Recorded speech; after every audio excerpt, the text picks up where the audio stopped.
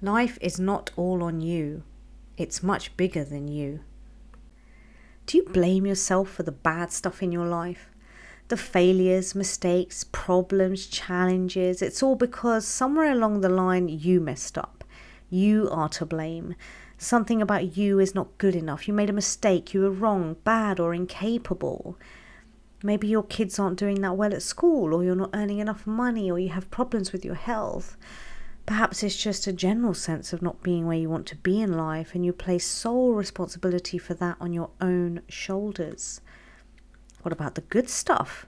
Do you like to sing your own praise? Do you like to talk about how great your life is because you put in the work?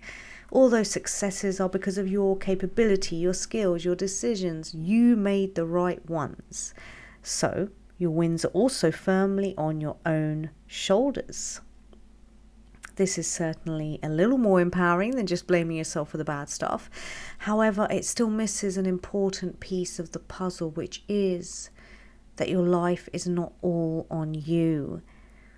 Individualistic thinking makes us forget the bigger, beautiful picture of life.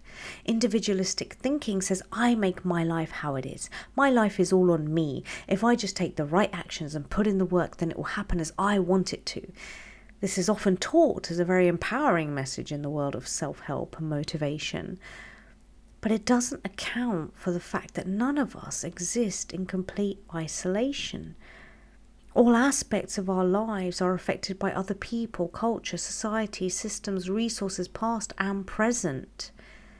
Sometimes those things are in our favour and sometimes they're not. And most of the time they are not within our control. So how can we say it's all on me?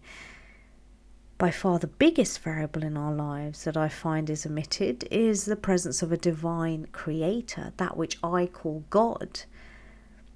So many of my life experiences have been way more beautiful, surprising, rich, complex and magnanimous than I could ever imagine, let alone create by my own mind or hand. The way certain situations were knit together, serendipities, synchronicities, the gifts and the miracles. I got them, but I didn't do them. The way I was carried through pain and provided for during tough times, even when I couldn't see a way through. I experienced it, but I didn't do it. That's on God. That's grace. Grace is present in our lives. Perhaps we should make more room for it. I'm not suggesting that you give up all personal responsibility.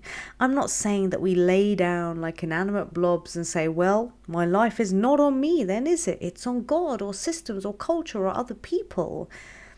You have power and effect in your life. We live in a universe of cause and effect, and what you do has an impact. It generates results. So we should take responsibility for our choices and actions. We must endeavour to do our best with what we have and where we are, and to do what's in the highest good of all. But we can't control where the cards ultimately fall, or exactly when and how things come together or indeed fall apart, because there's so much more at play here than you and me. Perhaps there's a finer art to life. A fine art that lies in the awareness of the beautiful interplay between you as an individual, a divine being with creative power, sovereignty, agency and impact, and the whole of physical reality through all time and space, through past, present and future, and the ultimate creator of it all, God. When you see that you are part of this bigger, interconnected, beautiful picture, something so grand which we are both contributing to as well as receiving from, something that is within us and we are within it, how can you say, my life is all on me? It just doesn't do it justice. Life is so much bigger than you. When you get this, life becomes lighter, freer, and much more graceful. You can let yourself off the hook, not in a lazy way, but because you realize that there's so much more at play here.